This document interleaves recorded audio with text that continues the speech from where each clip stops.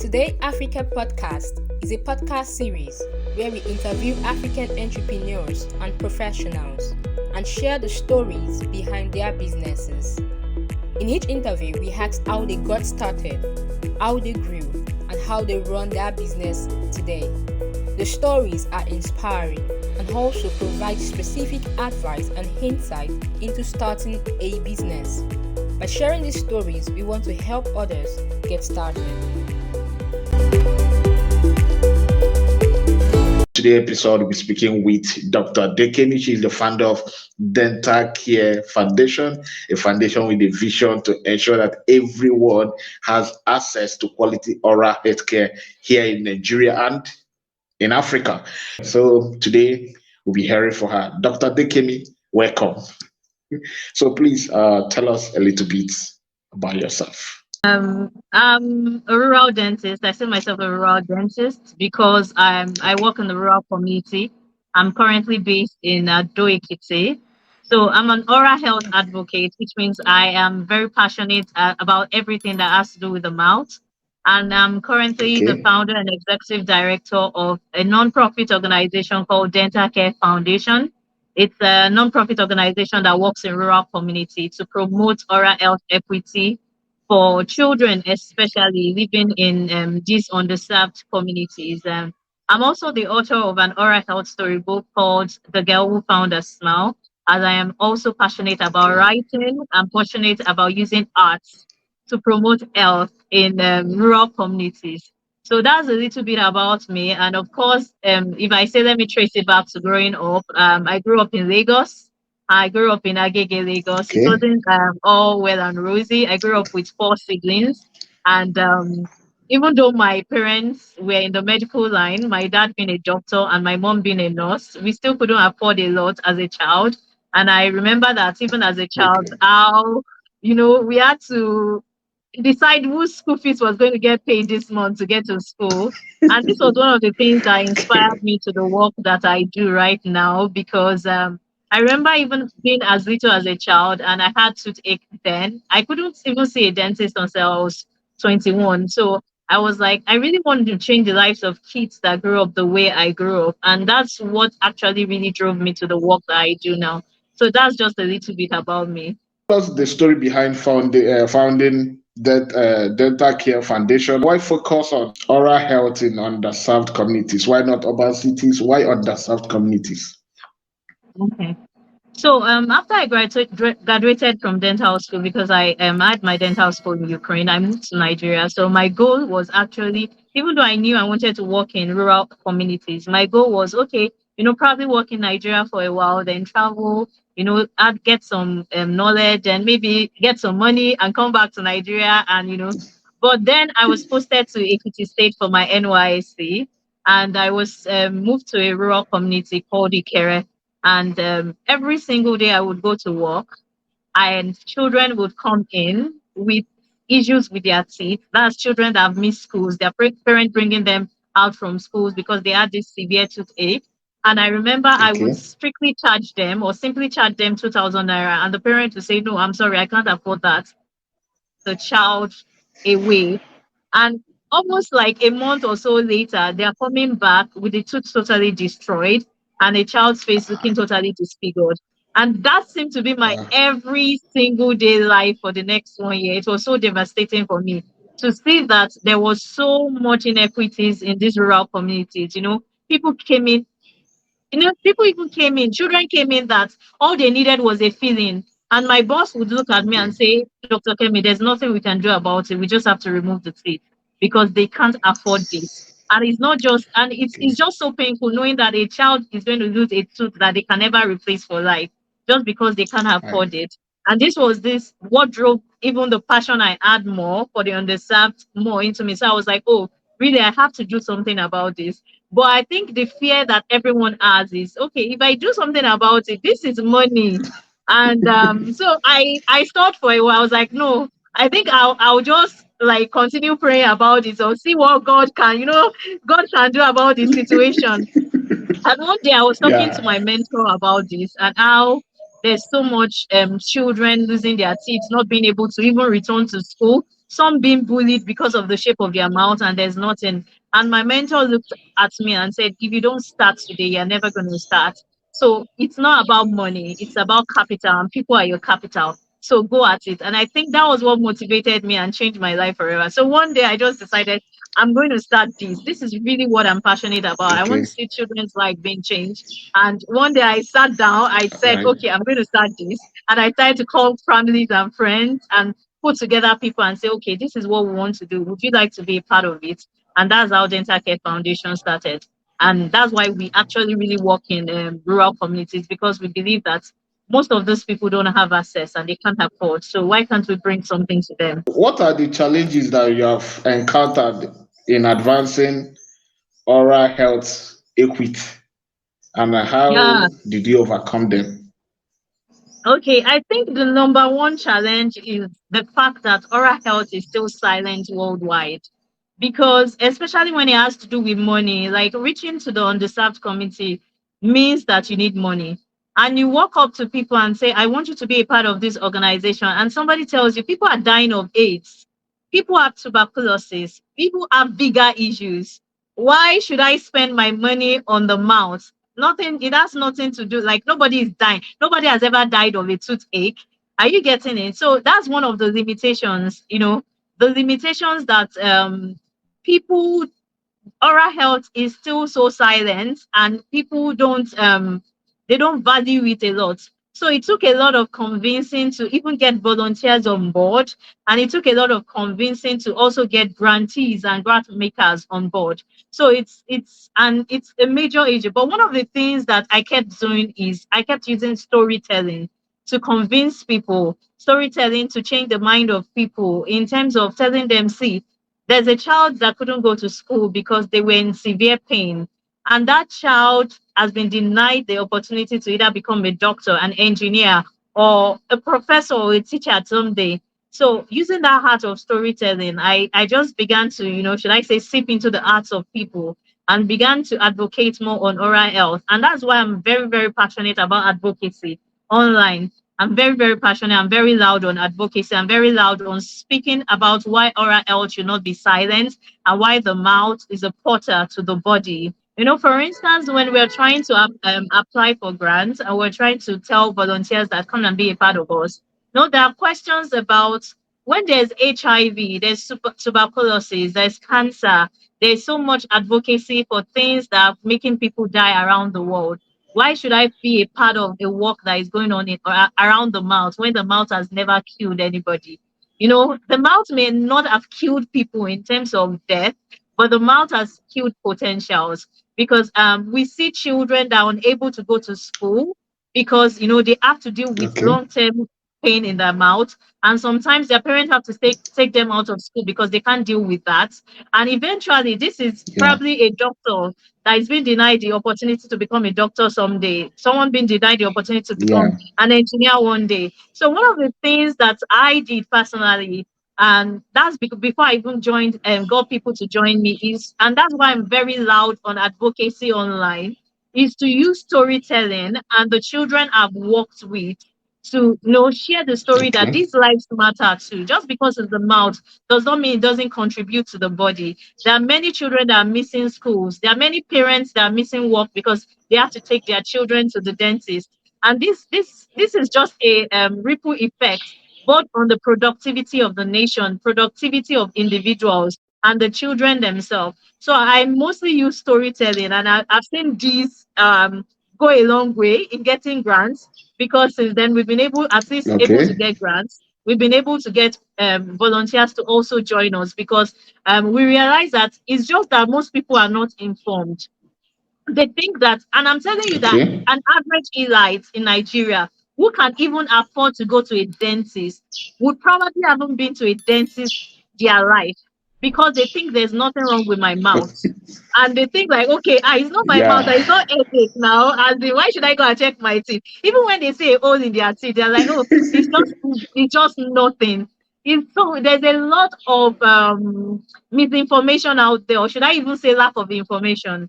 So it's all about getting the information out there Okay. and letting people know that oral health matters and it's part of our body. And what people don't even know is that, do you even know that the first presentation of HIV, the first presentation of diabetes, the first presentation of some cardiovascular, that's heart diseases, present in the mouth. That means that you could have saved yourself a lot if you just went to a dentist, or if a child had access to a dentist, and a life would have been saved just because it was caught early. But most Okay. people are not informed about that. How does your foundation engage with the local communities to ensure these dental healthcare needs are met in this community? So, One of the things we do or we advocate for is that we just don't want to be that person that brings the bread to the community. We want the community to champion their okay. own advocacy, because that act of NGOs coming, giving toothbrushes, giving this and leaving doesn't really solve anything. Are you getting it? So one of the tactics that we Yes. use is, we understand that while we are working on policies, while we are working on health educational system, while we are working on the policy makers to bring access to bring Okay. dental clinics to this community, we can start from somewhere. And that's understanding that Yeah. oral health diseases can be prevented, 100% prevented. So we start from prevention. So we go into communities, we go into the Obas Palace, we go into schools, most especially, and teach tutors, that's teachers, to teach children on how to properly take care of their mouth, so that when we live there, this can be replicated. There's a replication of the work we do. Then we go into these communities also. We tell them that this is what is needed. Okay. And these communities are even beginning to rise up themselves to go to the chief and say, we need a dental clinic. So this is going beyond us. So as much as possible, one of the things that we locate, for instance, when we go to the community, we locate who is the strongest voice. It may be a market woman, it may be a chief. Who is the strongest voice in this community? Who they will listen to? Then we try to tell them, of course, Yeah. not to, because we understand that there are cultural barriers when it has to do with some of these things. So we're not coming like we're just bringing something new. We are bringing an understanding to them to let them know that, okay, this is your right. So come on, advocate for it. So we are actually getting involved by raising grassroots advocates. And that's one of the reasons why we are beginning to use arts now, especially when it has to do with children. Because storybooks are should I Okay. say, self-reliance.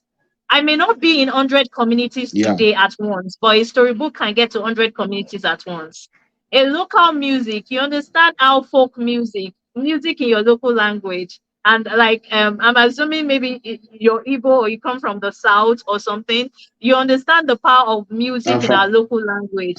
How this Yes. can speak to our hearts. There are some songs that we learned as children that can never ever leave you because of the information that are packed in those songs. So that's what we are using. We are using Yeah. this to empower the community. So coming out with songs, coming up with music, coming up with stories, and Okay. these communities coming up with their own ideas to kind of remain sustainable. But the goal is eventually to get policymakers to see that oral health matters, and these communities need to be equipped with a dental facility.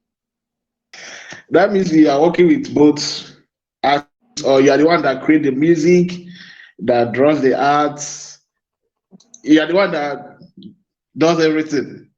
No, hey, there's something called the power of teamwork. Even though I'm a writer and Okay. I am passionate about writing, so I still work with kids, focus groups to see if Okay. those books are Okay. relevant. And when it has to do with music, even though I also have I write a little bit of songs, most of these songs are curated Okay. by children because they know what appeals to them. Like recently, we started a project with rural kids in Ekiti State, Nigeria, and rural kids in the Okay. Philippines. And they came together, these kids came together to write a song all by themselves that has to do with oral health. And they titled it Oral Health Pledge. And the song was translated Okay. to Yoruba.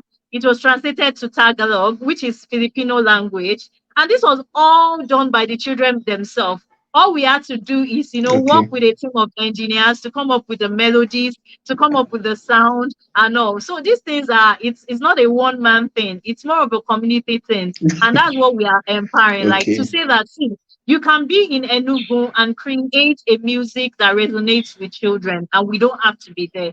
we just want to, kind of advocate for that.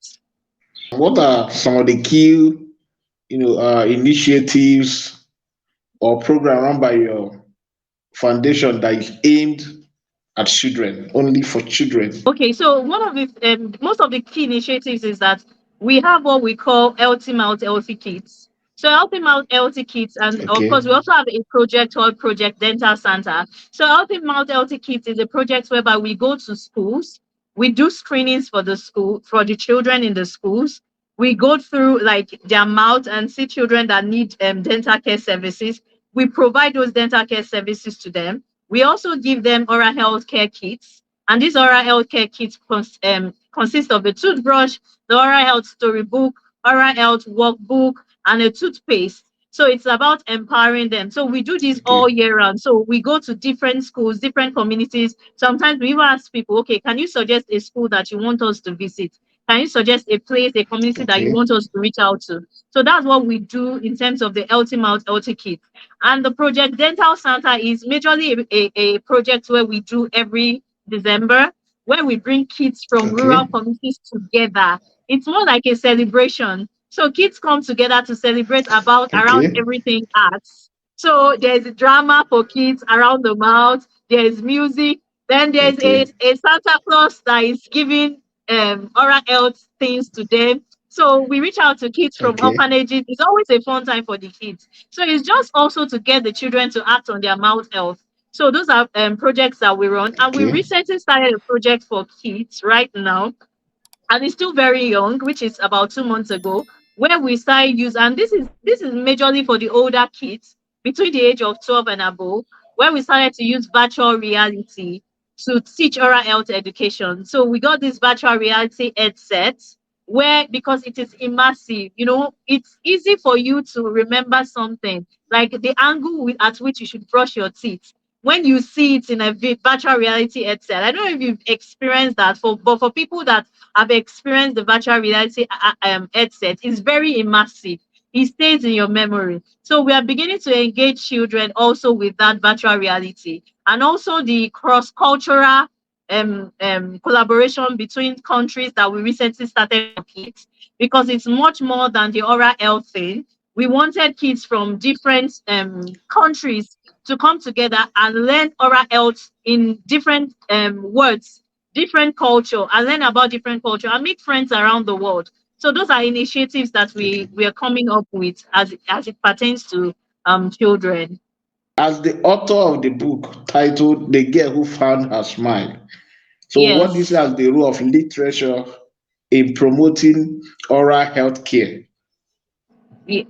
The thing is that literature is still very scarce, because one of the things that also drove us to, or should I say, drove me to write about the book, was during COVID, when we were not able to go into schools, we were not able to go into communities.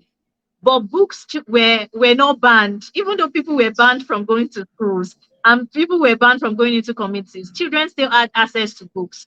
Children love books. So one of the key initiative was to meet children where they are at. And we know that children love cartoons, children love storybooks. And that's the role why we wrote the book. So majorly the book is about a girl that loves lots of candies and doesn't like to brush. So there are a lot of kids that could connect to that, because even as a kid, I remember how I hated brushing. Even as an adult, I still hate brushing, but I know that I have to do it because it's key to my health and it's key to my mouth. So we use these books to, kind of spread message in a fun way to kids. And that is why literature is very important when it has to do with spreading oral health equity, because it transcends, times, it transcends barrier. We've seen this book translated Yeah. into French, Igbo, Hausa, Yoruba, and we're going into Spanish, is into Filipino languages. And Wow. this same book passes across the same message to kids across the world. That's something that I may stand in front of a Spanish kid and not be able to give them an accurate information about their oral health because of barrier of culture or language. But this book has done that, and it shows how literature can transcend even the equity that we are trying to break. So I tell you that literature is key in terms of passing across oral health information to children. How has the healthcare sector supported your vision and mission about providing dental care access to the underserved communities here in Nigeria? Well, let me first say that politics will always be politicking. So one of the first Okay. challenges that we had at first was we initially had a barrier with the government because one of the things is there was a particular time that no government was like, why are we doing this? There's already a provision for this. But the truth is we have to speak up that if there's already a provision for this in schools, why are the children not getting access to oral health care services?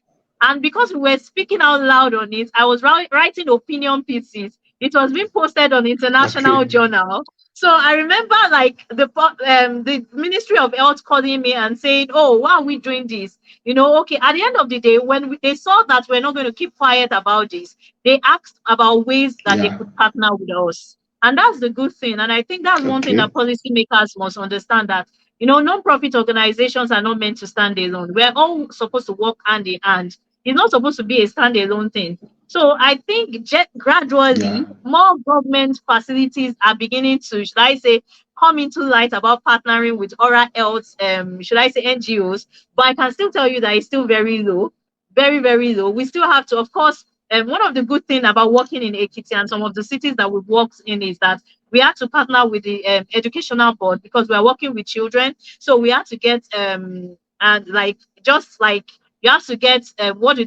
what approval from Ministry of Education. You have to get approval from Ministry of Health just to ensure that what you're passing across to the Okay. kids are very essential. So there's a lot of partnership going Okay. on the ground, even though it's all written in paper sometimes, and it takes a lot of time for those things to be established. So I would still say it's still a work in progress. I tell you, it's still a major struggle. There's a lot of neglect when it Okay. still has to do with the government in rural communities. And if you just think about it, and you just think about in the past 5 years, how many there are, but how many governments do you see that are really doing things when it has to do with oral health? Well, I can talk about Kebbi State because one of the things that we did 2 years ago was we partnered with Kebbi State government, the wife of the governor, and Okay. they are doing a major thing with in terms of oral health with kids. So there was a major oral Okay. health drive in schools in Kebbi State. It's happening too in Ekiti State now, and it's also happening in Okay. some places in Lagos State and all that. But I still feel that some other government or public health, Ministry of Health in other states are still low on action. What you're doing is an amazing work, and it requires money to push all this. It requires money. And from my little research, I found out that people that get more funding is the for the fintech industry. Because probably the whites or the western world think that we are looking for a way to collect money, or we don't have banks. So how do you raise funds to push all these initiatives that you are doing? Because the more your books are being translated into different languages, is Yes, the more you are publishing the books, yes. is the more you are sending it to the community. So how do you raise funds to do all this? Okay, so like I said, from start out, it wasn't all rosy. I had to start with my own money, even registering the organization. And that's the thing that people will never believe in your vision if you yourself don't believe in it and are not willing to spend money for it. So one of the things was that the money I'd saved as a dentist, I began to push the work, and because I used that Okay. to first push the work, there were some impacts and results, and I began to write, stories, brands around those impacts and results and push it to funders. I can tell you that I've had many rejection more than I had, should I say, more than I had acceptance. But I think one of the things that Okay. really helped was, one of the first grants that we got was a pollination grant. It's called, even though it was small at Okay. that time, it was just $1,000. But because pollination grant was a major grantee maker in the international field that was really known. So we actually did a Okay. lot of work with that money and got a lot of results. So we will go to funders and say, see, we got these grants and we were able to make this Yeah. impact. And because of that name, there was a ripple effect. Suddenly, there was a whole network that was open. We were able to get more grants of about $5,000. And before we know it, more grants, because we had this history of getting grants, they were beginning to open up. Okay. And I think the amazing thing is also because we now started to use arts, and we started to use a whole lot of initiative, which is different from the, should I say, traditional way of NGOs doing things in terms of promoting oral health. There were more Western, should I say, funders also interested. They are instead interested in VR because it's technology. They are interested in art because it's technology. They are interested in Yeah. books also. So there are a lot of funding opportunities also, also, should I say, accepted in this field. And the truth is, I also took advantage of my network, and that's very, Okay. very key. I had friends abroad. I have friends in different communities. For instance, all the translations were unpaid for because I had friends. Like the French translation was done by a friend in the United States who spoke French and did French as a fourth language course, and I didn't have to pay for that. And that same person Okay. connected me to the Wow. person that did the animation, which was supposed to cost almost $4,000, and it was way, way done for less. So I'll say it's very important that Wow. people understand leveraging on, the power of your network and community. Now, for instance, this work has expanded to the Filipino community. How did this happen? I went for a conference, and in that conference, there was a mayor who is like a governor of a community seated in that place. And we were asked to introduce ourselves and the work we do and what we want people to join us to do. And I spoke about my book, and I'm like, I want this book to get into communities around the world. And the mayors came to me and said that I really love this initiative. This is something that I want to happen in my community. And that's how the whole work expanded into Philippines.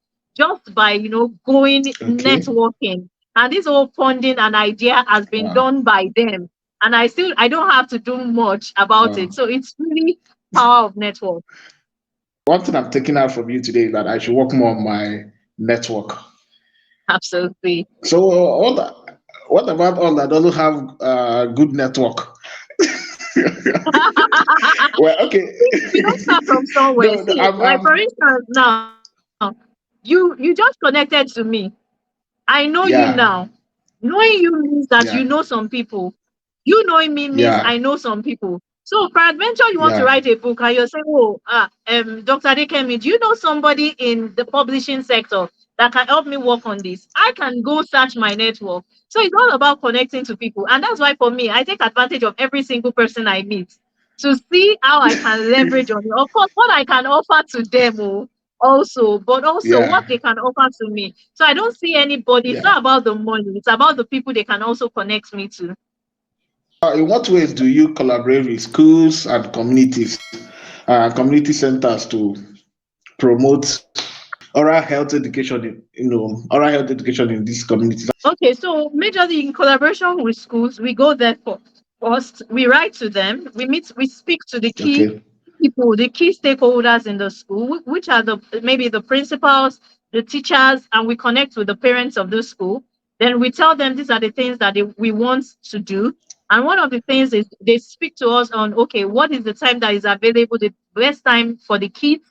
So majorly it has to do with liaising with them. And because we also want continuity across these schools, we keep in touch with them. yeah, And when it also has to do with community, okay, we have to write to them. Hey, community is even more technical because when you go to the community, they will tell you go to the Oba, go to the chief, go to the chairman, go to this. So there's a lot of, I'm sorry to use the word, but there's a lot of lobbying. When I mean lobbying in a good way, I mean lobbying that you are presenting yourself to say this is what we do. We are bringing something good to your community. So you just can't get frustrated and tired because it's a lot of work.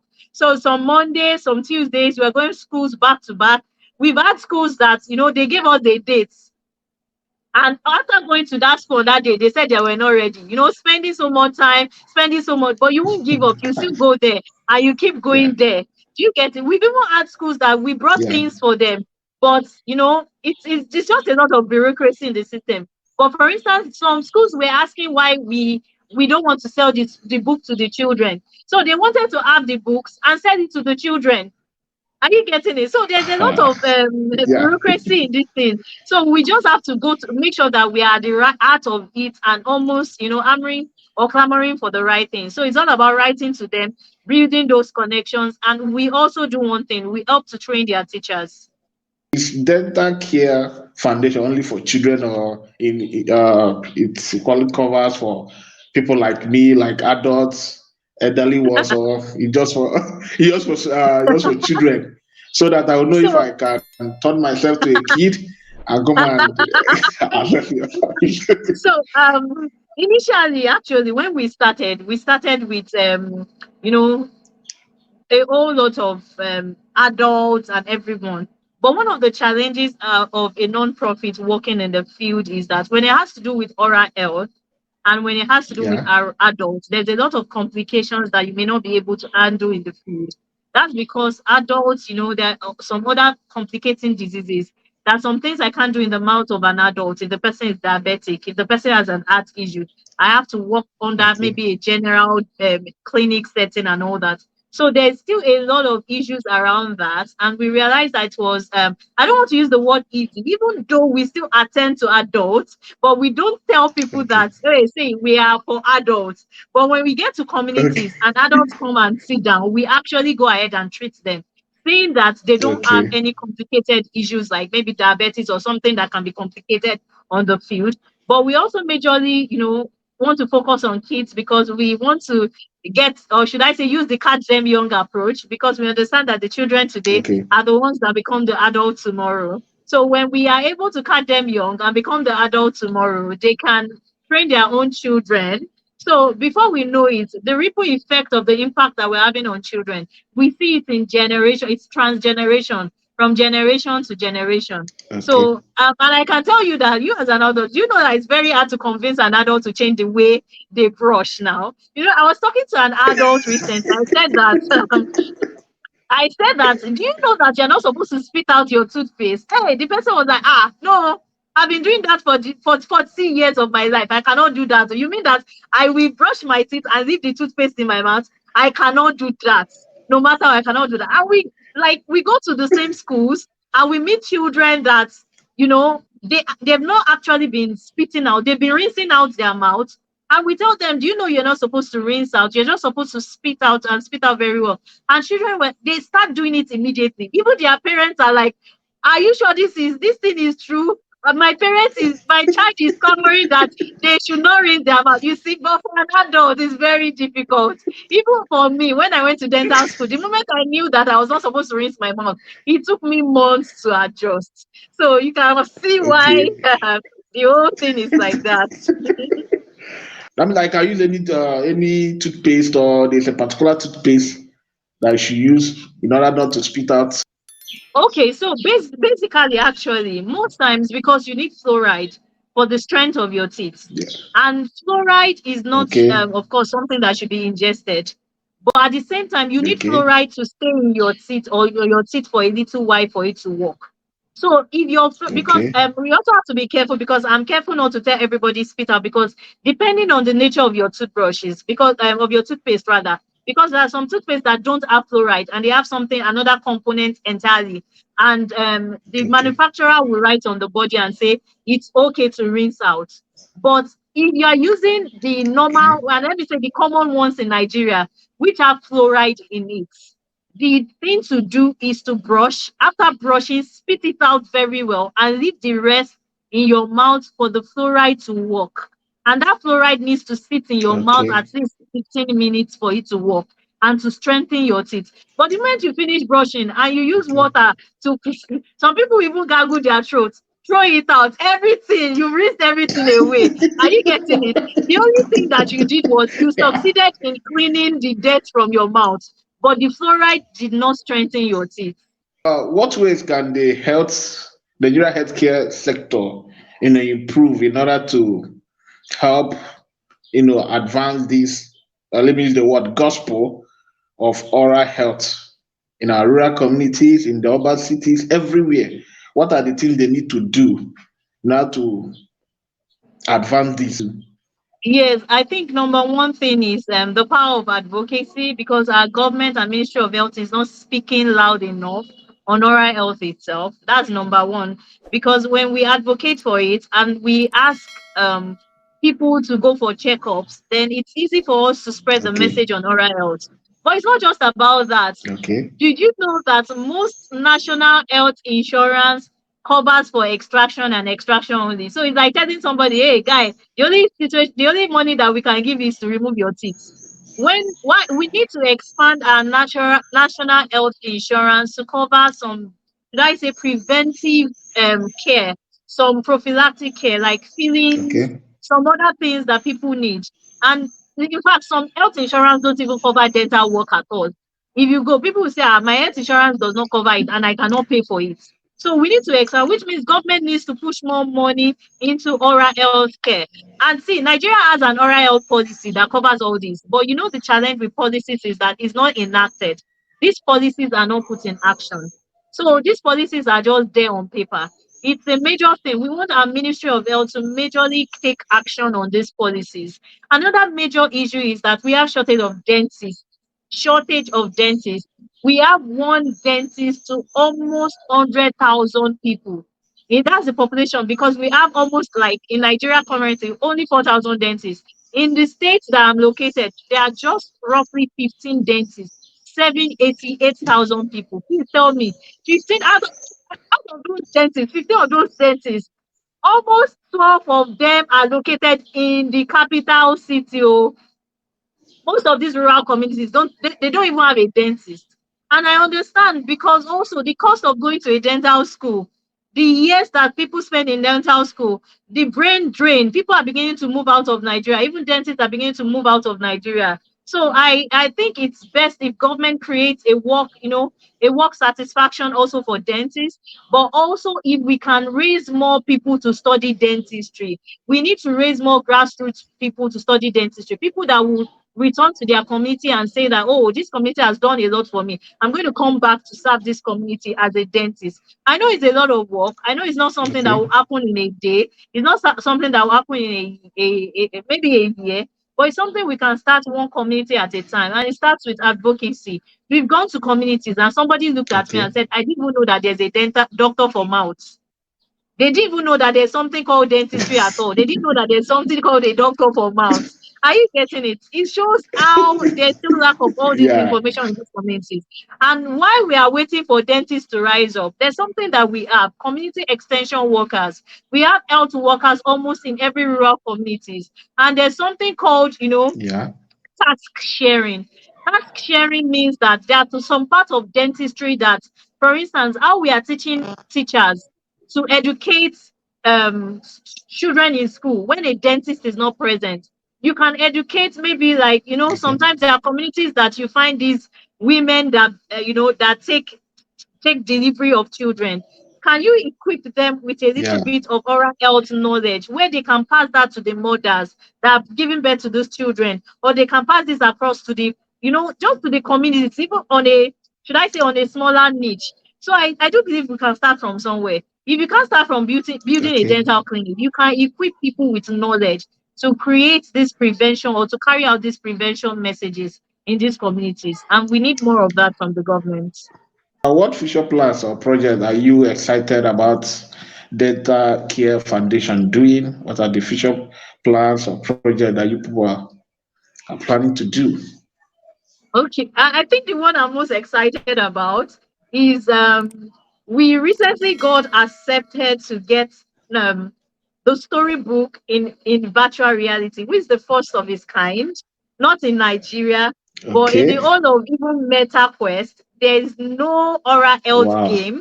There's no oral health story for kids ever. And this is the first of its kind. And we're working with an XR lab in Oxford University to deliver it. So I'm so Okay. excited, not just because we are just innovating this, but because this is also going to be in different local languages. It's going to go into rural Okay. communities. These headsets are going to go into rural schools. Children are going to be able to also play with technology. So we're not just also, making children oral health savvy. We're also making them tech savvy in rural communities. And I'm Okay. excited because I want a child to one day look at me or look at our community and say, I want to become a dentist or I want to become a tech person just because I encountered this. And that's why I'm so excited Okay. about this project. So that means that technology is influencing oral health care. Yes. Wow. Okay, so what advice would you give to other Nigerians or Africans who are starting their own foundation? What are the advice? For instance, someone may say, okay, Dr. Adekemi, I want to start my foundation and so, so, so, and so. What advice would you give to the person? Okay. I think the number one question I always ask people who come to me or say that is that I always ask that is there someone or is there an organization first in that community that is doing what you do? If there is, I would Okay, say volunteer, learn.